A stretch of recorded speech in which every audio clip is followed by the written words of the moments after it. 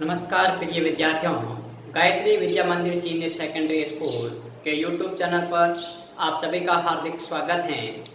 12th class mathematics के chapter number first के आज के लेक्चर नंबर सेकंड में अपन बात करेंगे इनवर्स ट्रिगोनोमेट्रिक फंक्शन के एग्जिस्टेंस को लेकर।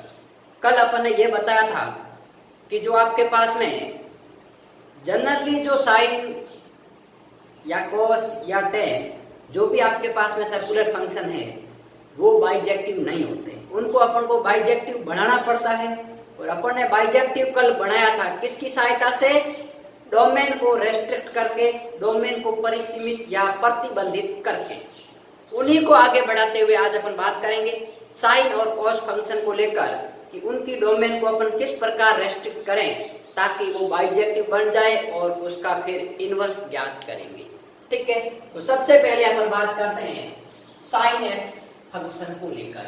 ठीक बात, तो सबसे पहले जो ट्रिगोनोमेट्रिक फंक्शन है वो है आपके पास में साइन एक्स।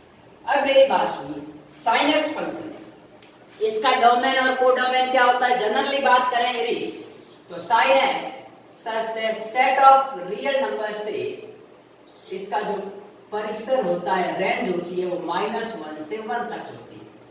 ये आपको पता है, ठीक है। अब आपको ये भी 11th क्लास में बताया होगा यहाँ सेट ऑफ रियल नंबर क्यों लेते हैं, क्योंकि यहाँ तो वैल्यू तो लेते हैं अपन 0, पाई, पाई/2, 3π/2, फिर यहाँ रियल नंबर क्यों ले रहे हैं? क्योंकि आपको बताया होगा कि आपके पास में जो एंगल को मापने के लिए 1 डिग्री और 1 रेडियन यूज करते हैं, और पाई/2 ये सब रेडियन की वैल्यू है, और ये सब सेट ऑफ रियल नंबर को लाइज करती है, सेट ऑफ रियल नंबर के इक्वल होती है यूनिट रेडियस के सर्कल में। ठीक है, तो ये आपने 11th क्लास में डिस्कस कर रखा है कि ये कहां से आता है। इसका आपने कर्व बनाया था और इसका डोमेन और कोडोमेन निकाला था और रेंज भी निकाली थी। ठीक है, तो ये तो आपका 11th क्लास का है।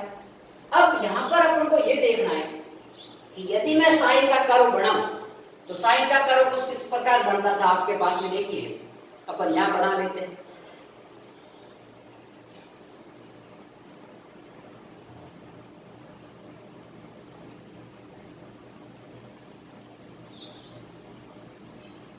ये आपके पास में साइन का कर्व, ठीक है। ये वैल्यू 0 है, ये वैल्यू आपके पास में पाई/2 है, ये वैल्यू आपके पास में पाई है, ठीक है। ये वैल्यू आपके पास में 3π/2 है, ये वैल्यू आपके पास में 2π। इसी प्रकार ये वैल्यू आपके पास है -π/2, ठीक बात। ये वैल्यू आपके पास है माइनस का पाई है, इसी प्रकार ये माइनस का 3π/2। समझ गए बात? ये वैल्यू आपके पास में क्या है? 1 है, और ये वैल्यू आपके पास में माइनस का 1। ये साइन एक्स का कर्व है। अब मैंने आपको कल ये बताया था कि इसका डोमेन है वो आपके पास में क्या है? सेट ऑफ रियल नंबर, जो कि आपके पास -π/2, 0, पाई/2, 3π/2, ये इसके डोमेन है। और इसको अपन रेस्ट्रिक्ट करेंगे, तो रेस्ट्रिक्ट अपन ने कल किस एरिया में किया था? जहां पर f(x) की कोई ऐसी दो वैल्यू इक्वल आने पर x भी इक्वल आ जाए, ठीक है। और या फिर ऐसी कोई x की फंक्शन की साइन x की दो वैल्यू ऐसी नहीं हो जिस पर साइन की दो वैल्यू बराबर हो, लेकिन वो जिस पॉइंट पर बराबर हो वो दोनों पॉइंट बराबर नहीं हो। तो देखिए मैंने कहा था कल, ये यहाँ पर आपके पास में पाई/2 लाइज करता है, और ये है -π/2। ये इसके जो बीच का एरिया है, इस पर कोई भी आपके पास में फंक्शन की अलग अलग दो पॉइंट पर वैल्यू बराबर नहीं है, ठीक है। ऐसे कोई दो पॉइंट नहीं है जिस पर साइन की वैल्यू बराबर है, ठीक है। ये आपके पास में 1 से लगाकर -1, रेंज वही रहने वाली है साइन की, लेकिन इसका डोमेन को मैंने क्या किया है? रेस्ट्रिक्ट किया है, आपके पास में प्रतिबंधित किया है। और इस एरिया क्यों लिया? आप कहते हैं सर यहाँ 0 से पाई ले लेते। अरे भाई, पाई लेता तो इस पॉइंट पर जो वैल्यू है वही इस पॉइंट पर वैल्यू आएगी f(x) की, लेकिन इसको मैं ये x एक्सिस पर मिलाता हूं तो x1 और x2 दोनों अलग अलग आएंगे, तो इसलिए ये नहीं ले सकते, ठीक है। तो आपके पास में जो साइन का डोमेन है वो कहां से कहां आ गया? -π/2 से +π/2, जिस पर ऐसे कोई दो ऐसे पॉइंट नहीं है जिस पर फंक्शन की वैल्यू सेम है। प्रत्येक x के पॉइंट पर यहां से लगाकर यहां तक ये जो डोमेन है इसमें x के प्रत्येक वैल्यू पर फंक्शन की वैल्यू अलग अलग आ रही है। कर्व लगातार आपके पास में यहां से ऐसे आ रहा है। ठीक है, तो क्या वैल्यू आपके पास में साइन ने ले ली, तो अपन ने जो रेस्ट्रिक्ट किया है फंक्शन को वो रेस्ट्रिक्ट को इस प्रकार हो गया sine x such that domain क्या हो गया भाई -π/2 से प्लस का π/2 और रेंज क्या हो गई या -1 से 1 तक ही है तो आपके पास में रेंज तो वही रहेगी। लेकिन मैंने डोमेन को अब मैं इनवर्स फंक्शन की बात करूंगा तो अपना डोमेन यही रहेगा, ये मैंने रेस्ट्रिक्ट किया। ठीक बात। अब यदि आप इस कर्व को अलग से बढ़ाने जाओ तो बढ़ा सकते हो, कोई दिक्कत नहीं। कैसे बढ़ाओगे, ऐसे।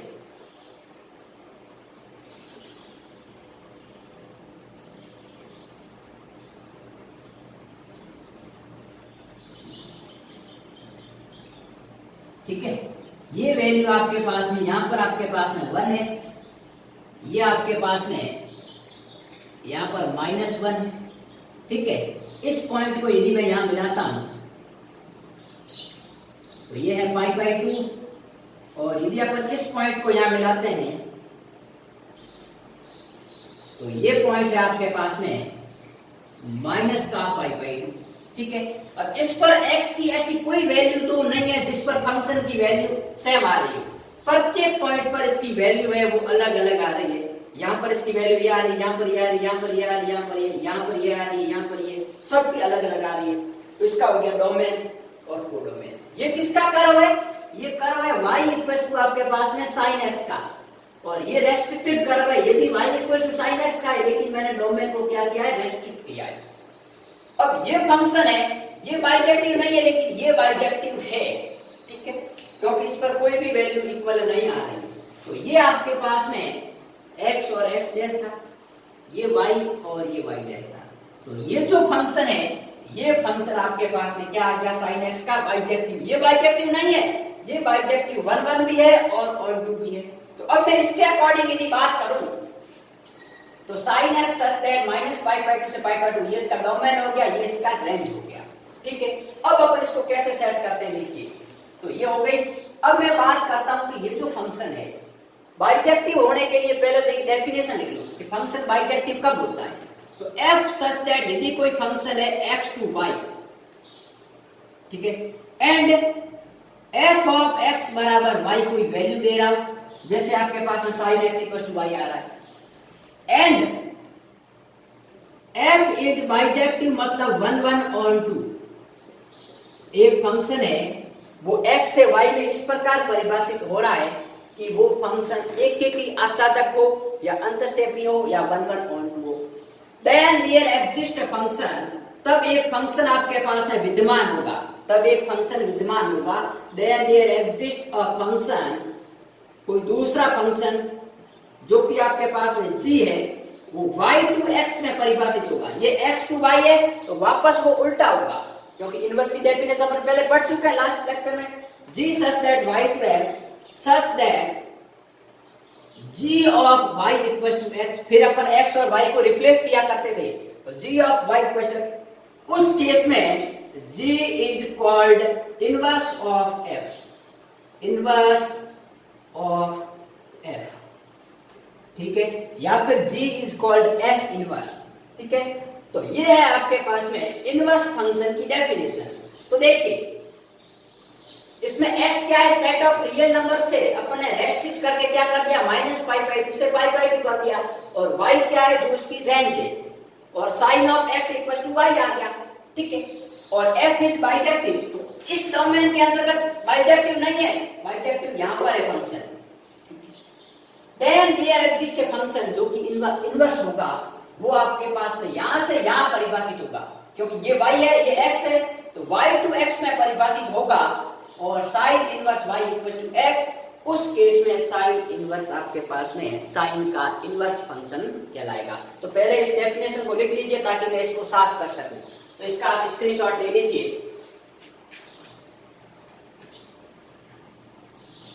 अब देखिए बात करते हैं, तो मैं यहां पे इसको लेके बात करूं, यदि ये आपके पास में आ गया and sine such that sine of x equal to y and sine x is bijective. अब भाई ध्यान रखना, बाइजेक्टिव इस रेंज के अंतर्गत है, इस डोमेन के अंतर्गत। ये तो मैंने जनरली आपको समझाने के लिए लिखा है। Such that sin x equals to y and sin x is bijective, then there exists a function, then there exists a function। तो अब आपके पास में एक फंक्शन आपके पास में विद्यमान होगा। वो क्या विद्यमान होगा? वो होगा आपके पास में g, जिसको अपन कहते हैं sine inverse such that y to x। अब y इसमें क्या है? ये है। तो ये इसका आपके पास में इनवर्स फंक्शन का डोमेन क्या आ गया? जो आपके पास में साइन का रेंज थी, वो रेंज डोमेन बन जाएगा। डोमेन आपके पास में कोडोमेन बन से -π/2 जो कि x आपके पास में है, ठीक है। Such that sine inverse y equal to x, ठीक है। तब आपके पास में क्या हो गया? साइन x इक्वल टू यहाँ y था, तो उस केस में sine inverse y equal to x हो गया, ठीक बात। तो ये आपके पास में है, ये इसका इनवर्स फंक्शन कहलाता है, ठीक है। किसका? अब मेरी बात सुनिए, एक बात नोट डाल के लिख लो। इसको अपन इनवर्स ऑफ साइन बोलते हैं। क्या बोलते हैं? इनवर्स ऑफ साइन बोल सकते हैं, या फिर आर्क फंक्शन ऑफ साइन, या फिर आपके पास में साइन इनवर्स, ऐसे लिख सकते हैं। लेकिन ध्यान रहे कि आपके पास में साइन इनवर्स x है, वो नॉट इक्वल टू होता है साइन x की पावर -1। यहाँ इसकी ये घात है, लेकिन यहाँ ये -1 इसकी पावर नहीं है, ये इसके इनवर्स को बता रहा है। तो ये आपके पास में इसके बराबर कभी भी नहीं होगा, क्योंकि इसका मतलब तो क्या होता है? 1/sin x, और ये इसके कभी भी बराबर नहीं हो सकता। तो ये आप लिख लीजिए ताकि मैं इसको साफ कर दूं, ठीक बात। अब मेरी बात सुनिए, sine inverse y equal to आपके पास में आ गया, और इस केस में मैं आपको बाद में भी बताऊंगा, ये आपके पास में कहलाएगी प्रिंसिपल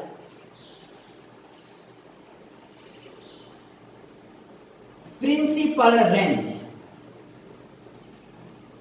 ठीक है। ये डोमेन है और ये रेंज है, और इस रेंज को प्रिंसिपल रेंज बोलते हैं, ठीक है। क्यों बोलते हैं? क्योंकि अपन इसको रेस्ट्रिक्ट करके अपन एक पर्टिकुलर रेंज सेलेक्ट की, ठीक है। बाद में और भी बताऊंगा जब इसकी टेबल बनाऊंगा तब। अब मुझे ये जो कर्व था, इसका इनवर्स का कर्व कैसे आएगा भाई?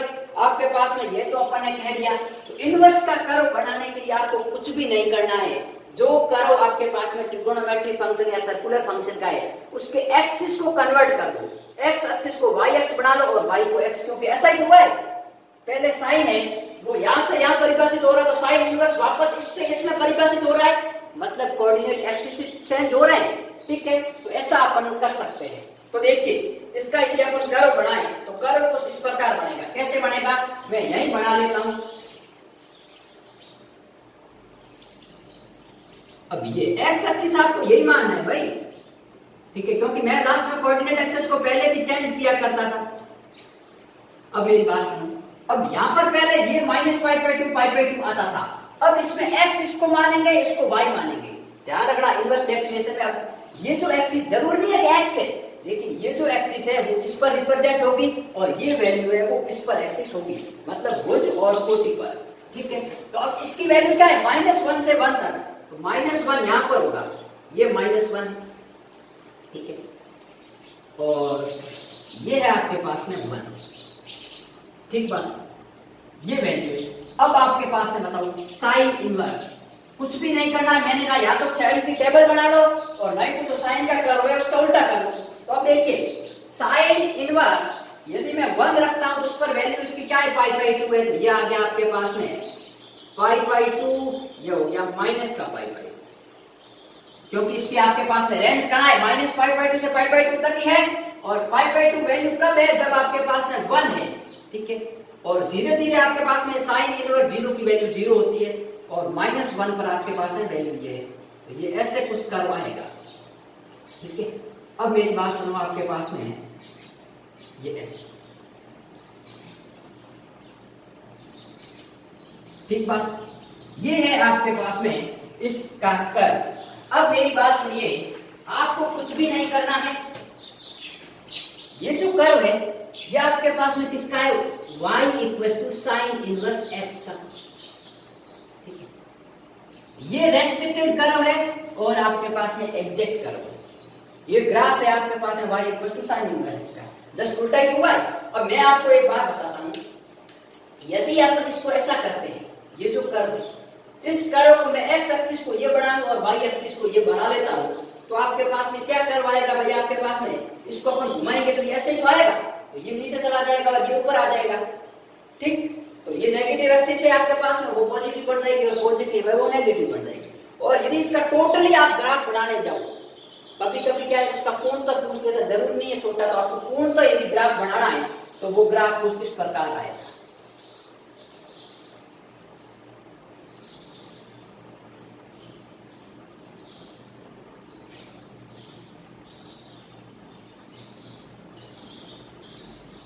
ठीक है, ये आपके पास में किसका कर्व है, y equal to sine inverse x का।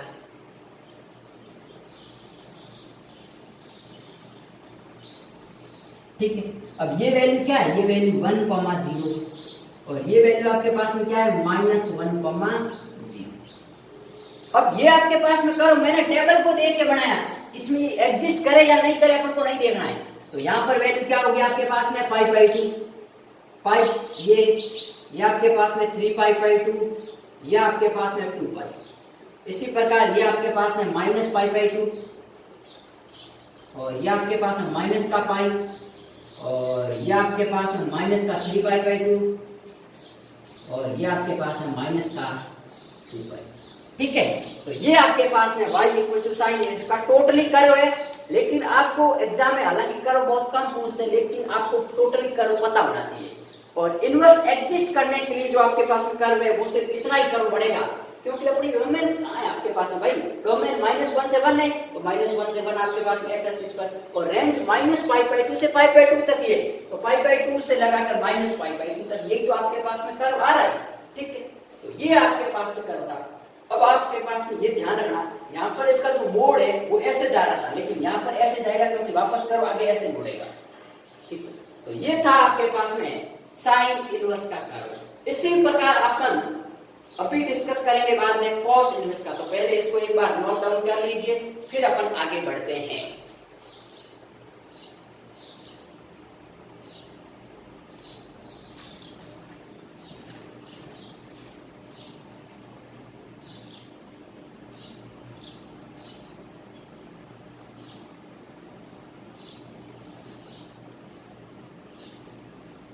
मैंने कहा कि कर्व याद नहीं रहता था, कोऑर्डिनेट एक्सिस को चेंज कर लो, बाकी कुछ भी नहीं करना है आपको।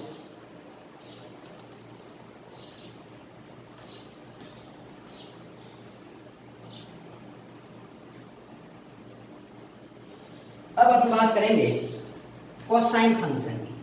ठीक है, तो इसको अपन सेकंड फंक्शन कहेंगे, क्या कह सकते हैं, इनवर्स ऑफ कॉस या आर्क कॉस फंक्शन। अपन यहाँ पर क्या लिख सकते हैं, आर्क कॉस फंक्शन, या फिर अपन लिख सकते हैं और कॉस इनवर्स। ठीक है, अब मेरी बात, कॉस की रेंज क्या, डोमेन क्या होता है भाई, जो कॉस एक्स होता है वो कहां से कहां परिभाषित होता है, सेट ऑफ रियल नंबर से, वही आपके पास है -1,1 तक। और अब इसके अपन को डोमेन को रेस्ट्रिक्ट करना पड़ेगा, तो पहले मैं इसका जनरली कर्व बढ़ाता हूं, फिर डोमेन को रेस्ट्रिक्ट करता हूं। तो देखिए इसका कर्व कुछ इस प्रकार बनता है।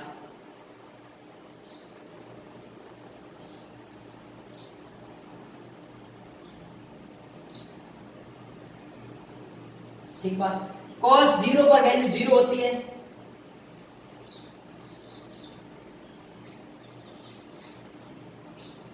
ठीक है, ये आपके पास में cos का कर्व है, ये x एक्सिस, ये y एक्सिस, ये y डैश, ये x डैश। ठीक है, ये वैल्यू 0 है, ये π/2 है, ये वैल्यू आपके पास में पाई है, ये वैल्यू आपके पास में 3 पाई बाई 2 है, ये वैल्यू आपके पास में 2 पाई है। इसी प्रकार ये वैल्यू आपके पास है माइनस पाई बाई 2 है, ये वैल्यू आपके पास है माइनस पाई है, ये वैल्यू आपके पास है माइनस का 3 पाई बाई 2 है, और ये वैल्यू आपके पास है माइनस का 2 पाई। तो ये कॉस का कर्व होता है। अब इसमें अपन डोमेन को किस प्रकार रेस्ट्रिक्ट करें ताकि कोई भी x की 2 वैल्यू पर फंक्शन की वैल्यू इक्वल नहीं हो, मतलब वो अपन 1 1 बना दे, ठीक है। जो बाउंड होता है अपन को 1 1 बनाना, तो ये y equal to cos x का है। तो मैं इसको डोमेन को इस प्रकार ही रेस्ट्रिक्ट करता हूं, कहां से कहां तक। देखिए यदि मैं यहां से लेकर यहां तक लूंगा, ये 2 पॉइंट पर सेम है, x अलग है लेकिन ये, तो मैंने कल भी कहा था अपन को कहां से कहां लेना है, ये यहां से लेके आपको ये कर्व लेना है।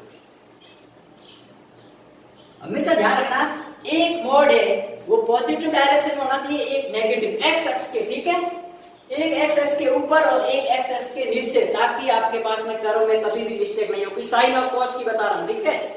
तो उसमें भी अपन ने माइनस पाई बाई 2 से पाई बाई 2 लिया था, और इसमें लेंगे अपन यहां से लेके कर्व की बात करेंगे यहां तक, ठीक है। इसको मैं अलग कर्व बनाऊं यदि, तो ये कर्व कुछ इस प्रकार बनेगा आपके पास,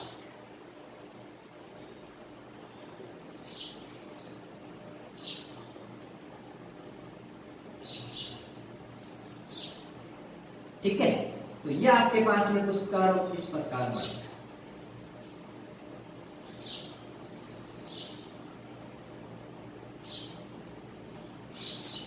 ठीक बात। ये आपके पास में वैल्यू है 1, ये वैल्यू है आपके पास में माइनस का 1, ठीक है, ये 0 है, और ये वैल्यू आपके पास में पाई बाई 2 है, और ये वैल्यू आपके पास में पाई है। तो ये आपके पास में एरिया आ गया, ठीक है। अब मेरी बात सुनो, तो इसका डोमेन, रेस्ट्रिक्ट डोमेन क्या हो गया भाई, रेस्ट्रिक्ट डोमेन हो गया cos such that 0 से पाई। अरे भाई x का मान कहां से कहां हो रहा है, 0 से पाई तक जा रहा है, नहीं जा रहा है, यहां से यहां तक तो जा रहा है ये, ठीक है। इस पर x की कोई ऐसी वैल्यू नहीं है जिस पर फंक्शन की वैल्यू सेम हो, -1 से लगाकर 1 तक, ठीक है। सच दैट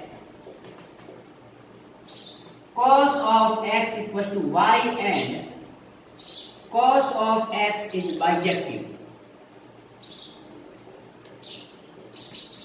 इन किस इंटरवल में, इस इंटरवल की बात कर रहा हूं 0 से पाई में cos x है bijective, क्योंकि 1 1 भी है 1 2 भी है। यहां से x की ऐसी कोई 2 वैल्यू नहीं है जिस पर फंक्शन की वैल्यू अलग अलग हो, ठीक है, मतलब सेम हो, सब पॉइंट पर अलग हो, मतलब x का कोई भी मान रखो फंक्शन की वैल्यू हमेशा अलग आएगी। cos x is bijective, then there exists a function, then there exists a function, क्या इन्वर्स करेगा आपके पास में,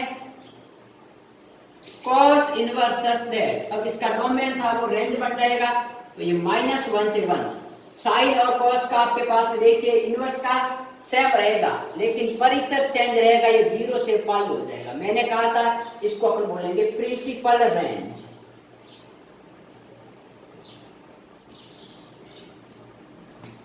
ठीक है। अब मेरी बात सुनो, ये हो गया सच दैट कि जो साइन इनवर्स y है वो आपके पास में x हो गया, ठीक। तो ये सॉरी cos आपके पास में गलत लिख रहे हैं अपन, यहाँ cos की बात हो रही है, cos inverse y equal to x।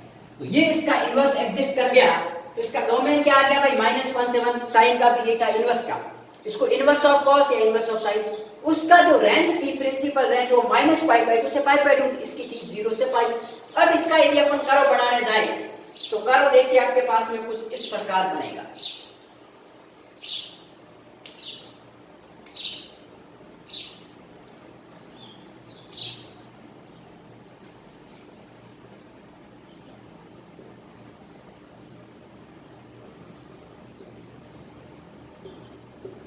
ठीक बात। क्या रेंज, अब डोमेन ये हो गया, तो डोमेन इस पर लाइज करेगा -1 से 1, अब ये है पॉइंट, कोई मान लीजिए आपके पास में 1, ठीक है, ये आपके पास में कोई -1, ठीक है। अब मेरी बात सुनो, एक्स वाई का मान आपके पास में 0 से पाई। अब इसमें आपके पास में ये आ रहा है, अब 0 से पाई का मतलब क्या हो गया, ये आपके पास में y का मान ये 0 है और पाई अपने ऊपर साइड में, क्योंकि पॉजिटिव डायरेक्शन तो ये है, ठीक है। तो ये 0 और ये हो गया आपके पास में पाई, ठीक है। तो अब देखिए इसके फंक्शन को पर जस्ट उल्टा करना है और इसके बीच में ये है आपके पास में पाई बाई 2, ठीक है। अब मेरी बात है, कॉस इनवर्स में अपन यदि रखेंगे आपके पास है -1, तो -1 किस पर वैल्यू आती है भाई आपके पास में, तो cos पाई पर वैल्यू आती है, तो cos पाई पर -1 है, ठीक है। और ये आपके पास में कहां लाइज करेगा, ये पॉइंट यहां आएगा -1 पर, ये ठीक है। पाई पर आपके पास में 0 है, और आपके पास में जब वैल्यू होगी x का मान 0 तब इसकी वैल्यू है 1, ठीक है। तो ये है आपके पास में इसका कर्व। तो किस प्रकार देखिए आपके पास में कर्व आएगा, ये कर्व कुछ इस प्रकार आएगा, ठीक है। ये है आपके पास में y = cos इनवर्स x का कर्व। अब आप यहां कहोगे सर यहाँ तो आपने cos इनवर्स y = x लिखा, ये तो मैंने फंक्शन को डिफाइन किया है, लेकिन एक्सिस के अनुसार x एक्सिस को ले रहे हैं डोमेन को और y एक्सिस को ले रहे हो, ये आपके पास में इसका कर्व है, ठीक है। अब आप चाहो तो आपके पास में ऐसे आगे ये बढ़ेगा वापस, और ये भी आपके पास में ऐसे आगे बढ़ेगा, लेकिन अपन को एक जनरली जो रेस्ट्रिक्ट आपके पास में डोमेन है वही आपके पास में लेना, सॉरी ये ऊपर की तरफ बढ़ेगा, ठीक। तो ये है आपके पास, देखिए जब आपके पास में 0 है तब 1 है, ये पाई बाई 2 पे 0 और ये आपके पास में आ गया, ठीक है।